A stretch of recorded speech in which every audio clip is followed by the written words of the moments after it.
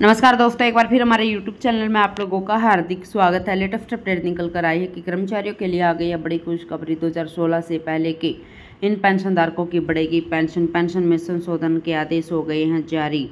इतनी बढ़कर आएगी पेंशनधारकों की पेंशन। तो दोस्तों हम आपको सब डिटेल में बताएंगे कि हम किन पेंशनधारकों की बात कर रहे हैं। अगर आप हमारे चैनल पर फर्स्ट टाइम विजिट कर रहे हैं तो चैनल को लाइक कर दीजिए, सब्सक्राइब कर दीजिए, साथ ही साथ बेल आइकन को भी बजा दीजिए ताकि गवर्नमेंट या पेंशन से संबंधित जितने भी न्यूज आते हैं उनकी नोटिफिकेशन आप लोगों के पास तुरंत पहुँच सके। तो करते हैं वीडियो को स्टार्ट बिना किसी देरी के। दोस्तों लंबे अंतराल के बाद पेंशन विभाग द्वारा पेंशनधारकों की पेंशन में संशोधन के आदेश जारी कर दिए गए हैं। ये वो पेंशनभोगी है जो 2016 के पहले चौथे, पाँचवें और छठे वेतन आयोग से रिटायर हुए थे। 1996 से पहले से ही इन पेंशनधारकों की पेंशन में संशोधन नहीं किया गया। पाँचवें, छठे, सातवें वेतन आयोग में भी इनकी पेंशन में संशोधन नहीं हुआ। कोर्ट कचहरी की लंबी लड़ाई लड़ने के बाद अब इनकी पेंशन में संशोधन के आदेश जारी कर दिए गए हैं।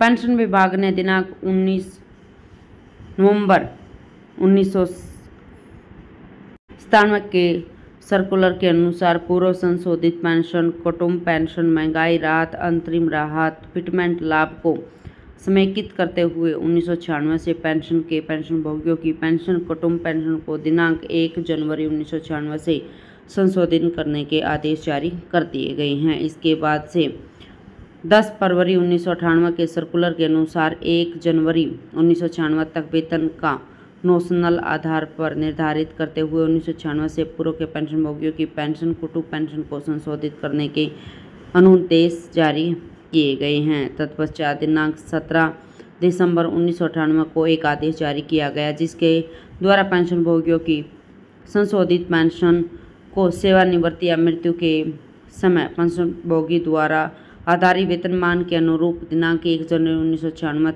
तक संशोधित वेतनमान में न्यूनतम वेतन का 50% तक बढ़ाने के आदेश जारी कर दिए गए।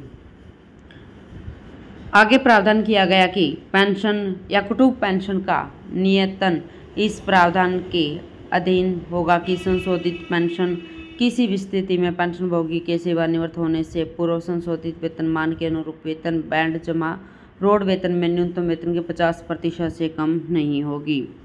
फिर से दिनांक 27 जुलाई 2011 के सर्कुलर द्वारा यह स्पष्ट कर दिया गया कि ऐसे पेंशनभोगियों की पेंशन को संशोधित नहीं किया जाएगा जो केंद्रीय सिविल सेवा नियम 1972 के नियम 40 और 41 के तहत सेवानिवृत्त पेंशन और अनुकंपा भत्ता प्राप्त कर रहे हैं। इस विभाग के दिनांक 27 मई 1917 के सर्कुलर के अनुसार 1 जनवरी 2016 तक के वेतन को नोशनल आधार पर निर्धारित करते हुए 2016 से पूर्व के पेंशनभोगियों की पेंशन को दिनांक 1 जनवरी 2016 से संशोधित करने के आदेश जारी किए।